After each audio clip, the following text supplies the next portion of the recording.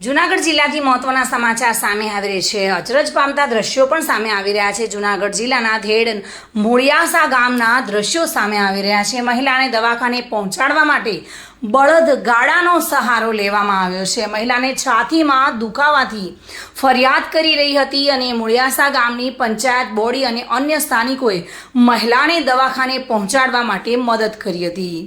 મોડિયાસાથી જોનપુર સુધી બળદગાડાનો સહારો લેવામાં આવ્યો હતો। જોનપુરથી સરકારી એમ્બ્યુલન્સ મારફતે નજીકના દવાખાને તેને પહોંચાડવામાં આવી હતી। અચરજ પમાડે તેવા દ્રશ્યો આધુનિક યુગમાં જોવા મળ્યા છે। આ મહિલાને અચાનક છાતીમાં દુખાવો ઉપડતા તેને બળદગાડામાં દવાખાને લઈ જવામાં આવી હતી। Bureau report, today Gujarati news.